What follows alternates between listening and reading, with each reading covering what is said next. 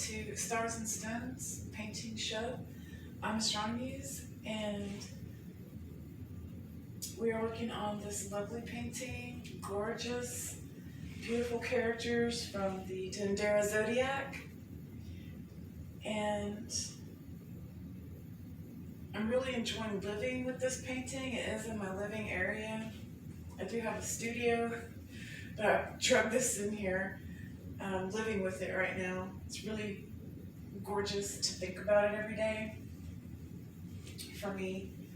I am trying to process so many new things right now, working on the Dendera Zodiac. You really do have to learn a lot about Mesopotamian literature, Egyptian hieroglyphics, Hittites. It's a lot to and it can be overwhelming. That's why when I decided to take on one character at a time for my book, it really made me very excited. And of course I chose the most exciting character to me, which is this headless horse character. But we have Tarwet here. She's a beautiful, balancing force. She holds this point called Thuban, which is the closest pole star when it is the pole star. Right now, Polaris is just a little off of dead center, pointing to any star, which is just our axis. It's not really a pole, of course.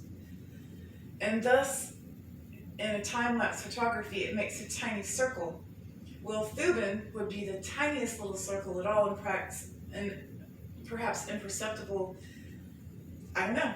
Maybe someone, when we get, we're here now, we just finished this one, so we'd have to go all the way around again. If the precessional theory holds over time to here, and that's been 2000 and 2000, so that would be, approximately 22,000 years ago, again, from now, before we would actually see this star as the pole star and be able to determine exactly how it would look. And that would be cool if there is photography then. But a lot of things can happen. I mean, 20,000 years ago, it was still an ice age. And then things got really, really hot, apparently. And then they got really, really colder than they were before for a little bit, and then they warmed up. And this Goldilocks zone that we have right now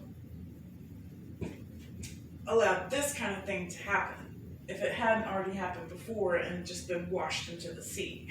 I mean, there's lots of beautiful art from different cultures. And I'm sure that each one of those projects extrapolated from all the cultures surrounding the globe to get to that point, to create a Mayan calendar, to build the monuments of Stonehenge. However, when it comes to Egypt, the main enemy there is warfare, because the Nile comes down every year, for the most part. I mean, there are some famine years that have been recorded, but of course that's why they keep would start keeping even more in surplus.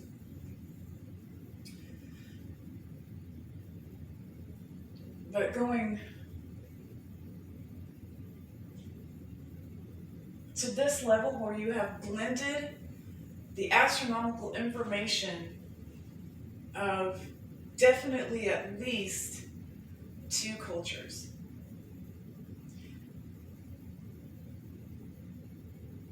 Some of the zodiacal characters look like they came directly off some of the artifacts from Mesopotamia.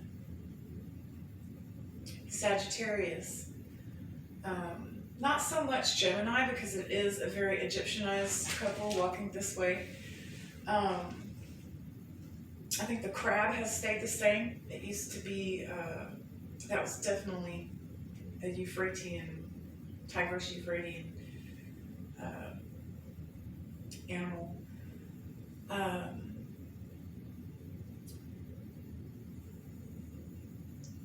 Happy is very Egyptian. That stands in for Aquarius. But the lamb, the bull is very Minoan, like a leaping bull. But the lamb and the sheep, even the lion, very, very Sumerian. And as I've talked about before, to think about how this was made. You know, I've said in previous videos that to imagine how someone first drew this, you know, I need a 10-foot stone, because the zodiac itself is 9 feet, approximately 8.5. But on either side of it and at the top of it, and I don't think they were separate stones, because it actually had to be cut out of the space.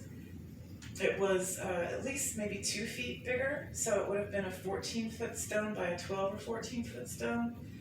That's something to look into and make sure I put in my book about the overall dimensions of that room and whether it was 2 stones or 1. Now, I think it might have been, I know it was cut, the original, but I don't know if that cut was ladder or if it was made on 2 stones. That's something interesting to look into. But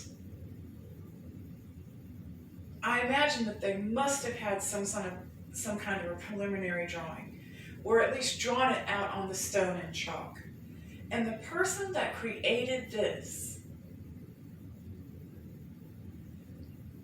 or the people that would have had to work together to create this, which almost might have probably been more difficult than a person that knew all the Sumerian constellations and the Egyptian ones and could mesh them together on this disc.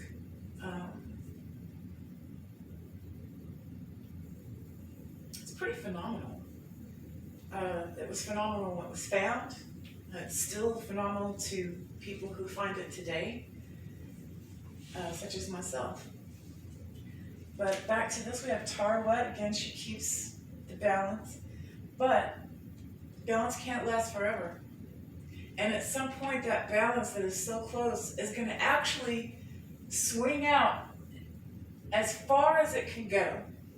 Because at this point, we have Thuban, then we have Kochab, and a star of Draco, that is not a pole star, but a dual pole star that goes around. So the circle at the top would be very large indeed.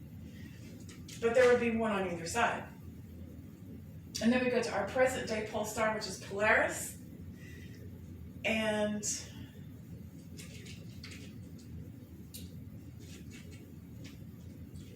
I won't go all the way around here, but these are just fantastic. Each one of them, if you considered it separately, is a beautiful work of art. The carving is extraordinary, and the more and more detailed pictures I get, the more and more fine carving I find, almost hidden carving, like unless you were an initiate, you would never know it was there. Such as hidden, or maybe it's been rubbed away, but it seems like it was always maybe meant to be a secret, or somebody sanded it off, or I'm not really sure, but it's very exciting to be writing about it. And for tonight on this painting, last time I got rid of a lot of this blue. It was just too much. It kind of looked like a captain's wheel. It's supposed to look like a crux, a light, and so I got rid of a lot of that. I'm still trying to decide what to do here. If I will make this wall more readily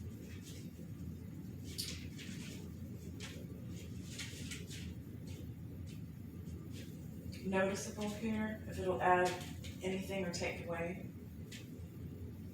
Definitely have to deal with these. That's awful. And I decided I want this to disappear. I just want to have like wispies here and this, so it's all kind of floaty and not attached to the crux, because it'll appear like more like it's coming than it's all just built there and standing there. Something I want it to function as though it's appearing through the stone as the neophyte enters the temple.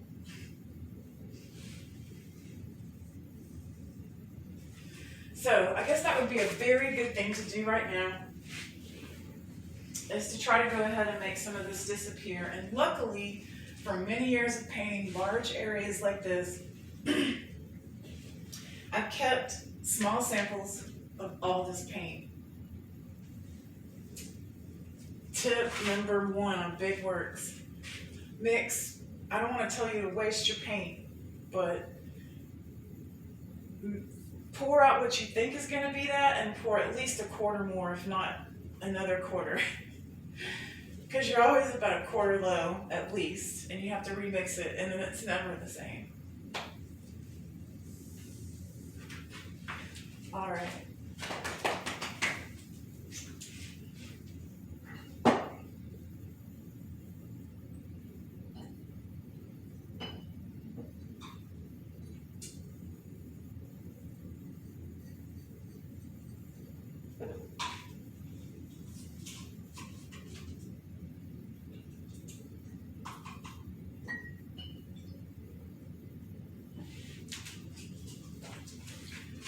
So this should go pretty easy. I'll go ahead and just do the brown over it, and then the gray, and then the blue. So I'll have the least chance of having it stand out too much in the end.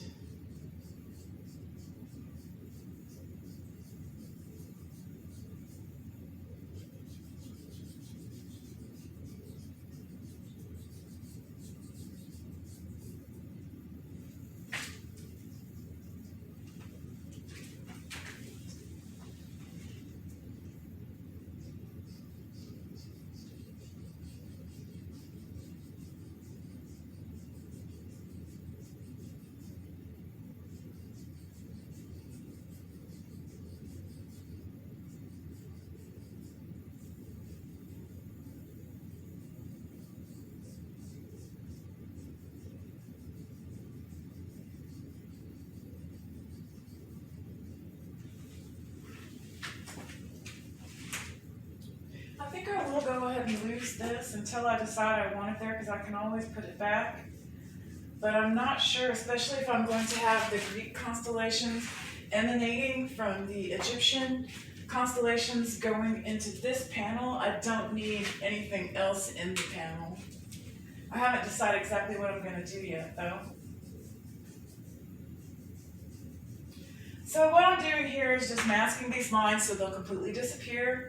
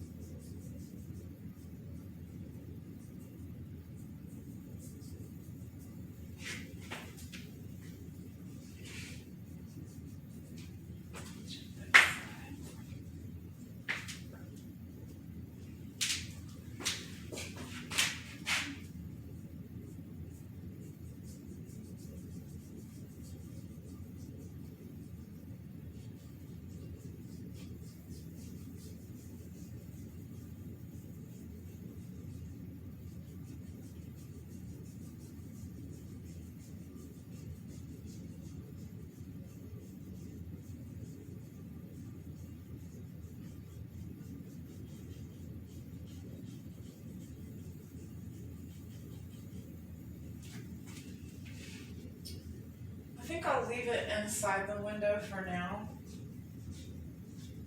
Because maybe I'll have it to where when it starts coming from beyond here, it breaks out, or who knows.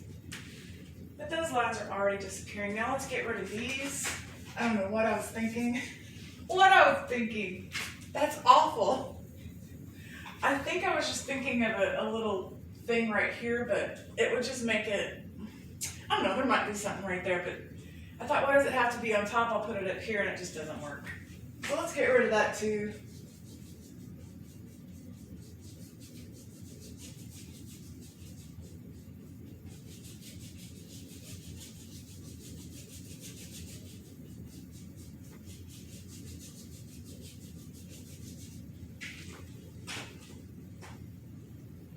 So I listened to a really excellent podcast earlier. It was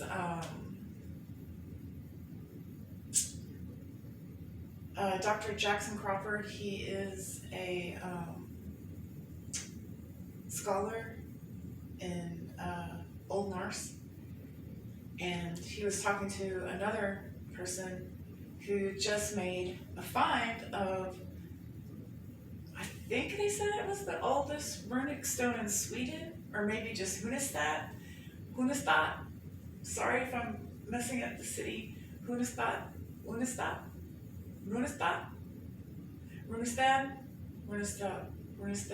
Okay, stop. Anyways.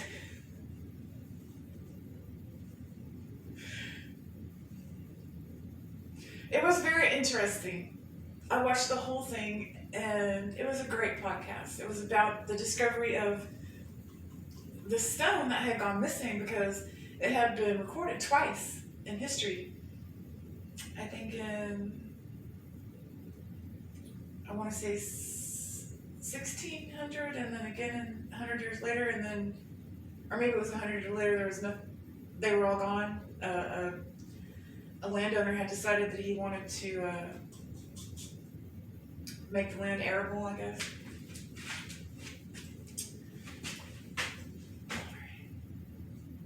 Anyways, that was highly, highly interesting.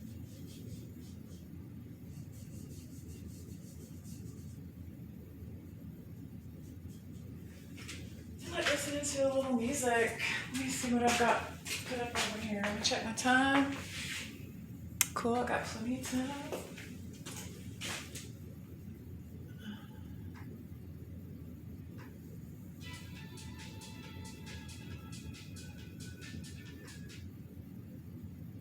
Oh, I forgot.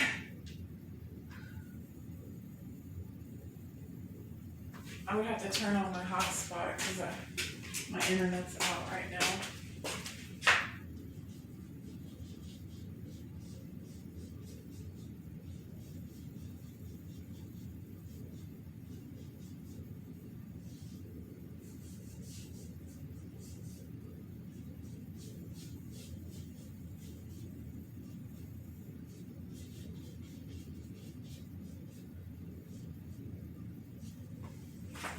Those lines were very erroneous from the very beginning. I kind of like how these look like those, so I'm just going to leave those two. I like those. These are okay with me too. I want some phantomness coming through, but these were just done wrong. Wrong! I mean, they all have to come to this point, and for some reason I went, huh? Like I hadn't even described the pole. Oh, the bottom one, let's get rid of that guy. I really do feel like listening to some music. Okay, so a while back I did make a killer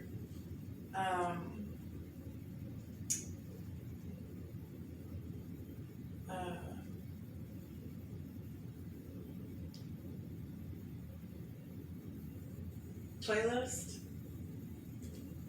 of songs from when I was a club kid. I was not going to be on this. Let's see. Which one is it going to be on?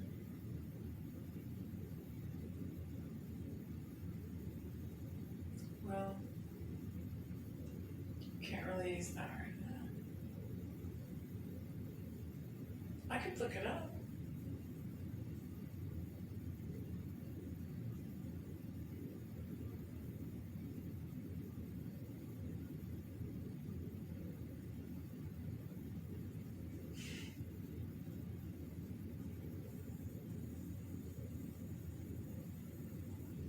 see if I can find my own playlist.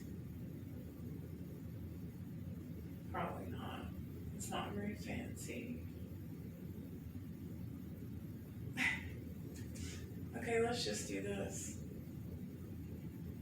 Just play random night. Stay sleek in comfortable shapewear. Acoustic rock songs of the 80s, 90s, and 2000s. Best rock music ever. Acoustic music collection. Like it? Alright.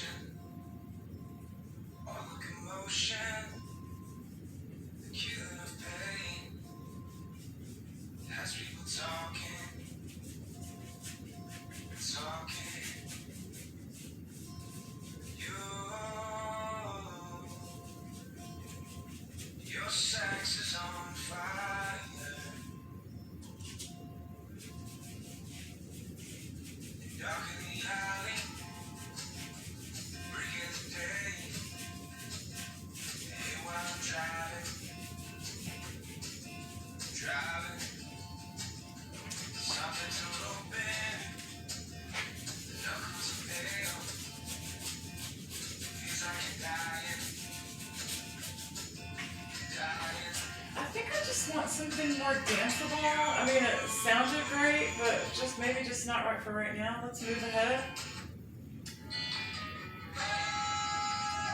Acoustic means ballad. Yeah, that's exactly what it means. Oh, disco, here we go. Yeah, that's what I mean.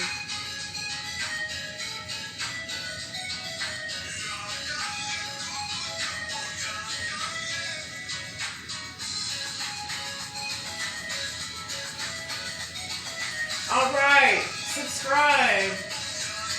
Disco music, best disco songs of the 70s, 80s, and 90s. Legend.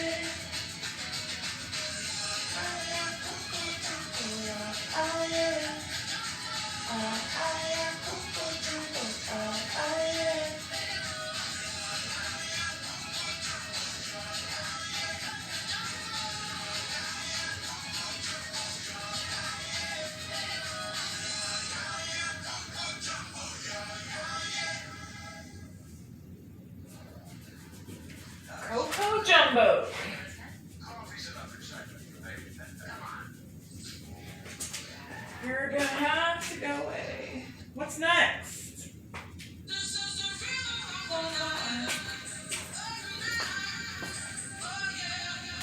Alright, I only got 4 minutes left.